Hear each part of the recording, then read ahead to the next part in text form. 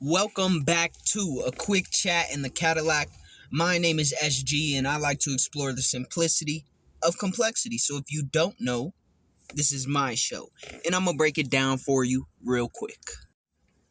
So today I got a little something for y'all. Yes, I do. It's called Rigor Mortis. All right, we're going to be breaking down Rigor Mortis in the figurative sense, not the literal sense. Because there's a concept, it's not a new concept, it's an ancient concept known as rebirth. And rebirth is the phenomenon that takes place after one has died. All right, if you believe in reincarnation stuff, excellent, me too. But that's not what we're talking about right now. We're talking about the rebirth during your lifetime and the death that you experience during your lifetime. Now, it's becoming more and more popular for people to use this terminology, myself included, but where essentially one of the versions, the past version of you, has to die in order for the new version of you to be reborn. And if we want to go into like quantum physics and stuff, maybe there was a timeline where you actually did die, and now you've survived that death or jumped to a new timeline and realized the error of your ways through that that death and rebirth. But we're talking about it today because it's important to understand exactly what that means and why it has to happen. A lot of us like to hold on to things, and not just hold on to things, hold on to ourselves, especially past versions of ourselves. Things that we wanted, things that we liked, things that we enjoyed, things that we would like to remember as fondly as may possible, or even some people even recreate some of our memories and nostalgia. And while in some senses that may be healthy, like, finding an old, DVD that you used to watch with your grandma or something, sure, that's healthy. But there's things that need to perish in order for you to regrow. All right, let's think about it like this. Picture a forest. Okay, in every forest, the plants, the trees, the vegetation that dies becomes the fertilizer for all the new vegetation. It grows back. A lot of times it grows back stronger and greener and with deeper roots because the soil is fertilized.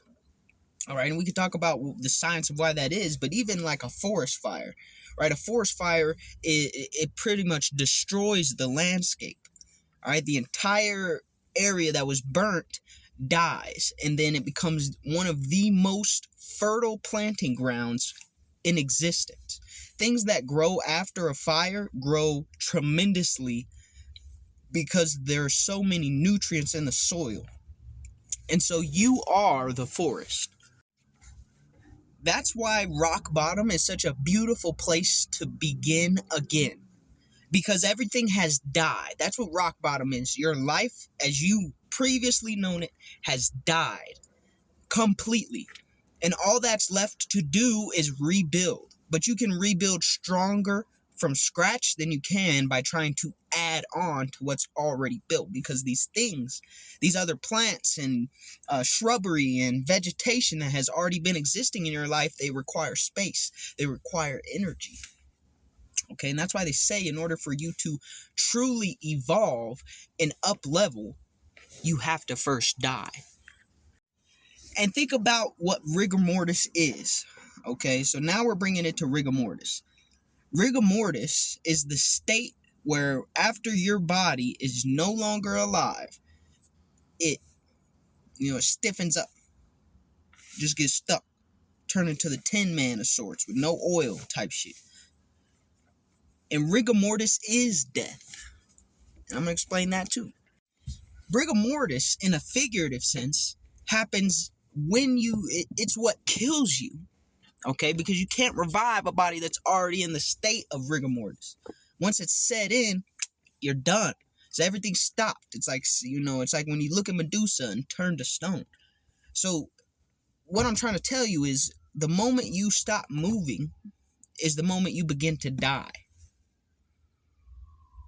Death and rebirth. It's a theme. It happens over and over. But even if you hit rock bottom to the point where your life is complete shambles, all that's remaining is ashes. That's the perfect spot to build, but if you stop, you die. It's a barren wasteland. You go from the most fertile planting ground possible into a desert. And not a desert oasis, not a resort luxury getaway, just a straight up desert, Death Valley type shit. And now we put them together, right? We put the puzzle pieces together. Rigor Mortis is there to protect you. All right? When a tree has a branch that no longer is capable of living, it dies and falls off. It stops growing. The dead branches don't continue to grow. And then the tree can be healthier once that dead branch falls off. There's more space for it to grow, for the healthy branches to grow, or to start basically from scratch. All right, and it's scary, but it's a beautiful thing. And that's why those two pieces intertwine, because for something new to begin, something else must die. Energy in this entire universe, all the energy in this entire universe has always existed and always will exist. There's no such thing as, creating or destroying energy, as you should all know. Therefore, for you to make the next step, for you to hit the next level, for you to truly continue down that path that was set in stone for you, or that you're carving out on your own, the version of you in the past has to die. It's got to go.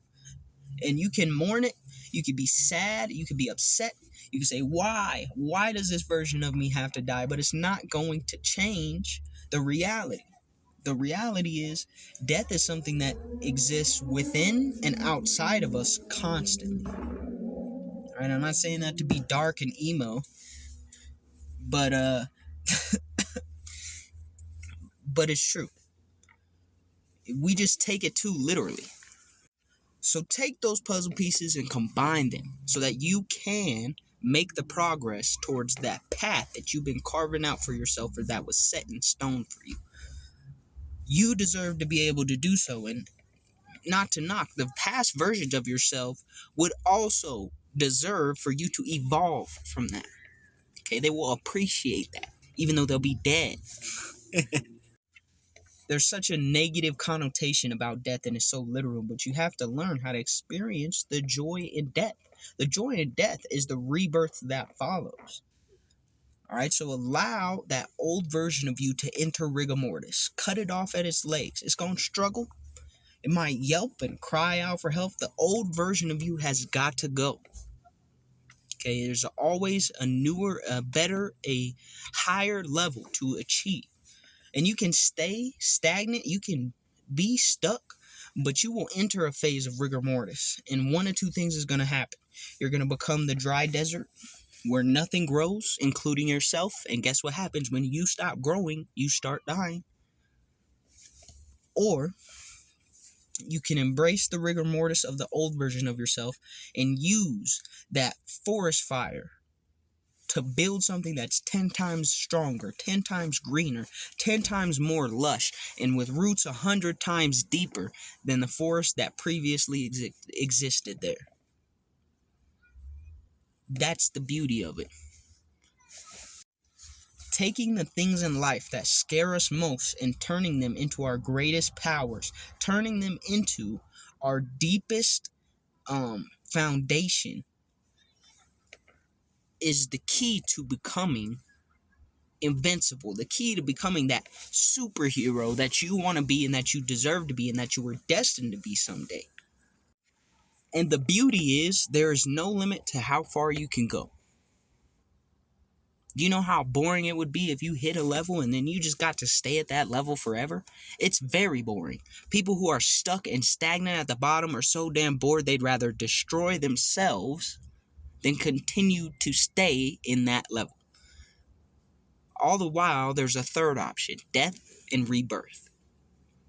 Kill the old version of yourself. Put the pillow, snuff it out, and then bring the new version of yourself to light. Allow it to be born. Allow it to grow. And when it grows, it'll grow strong. That's what I got to say for you. Peace.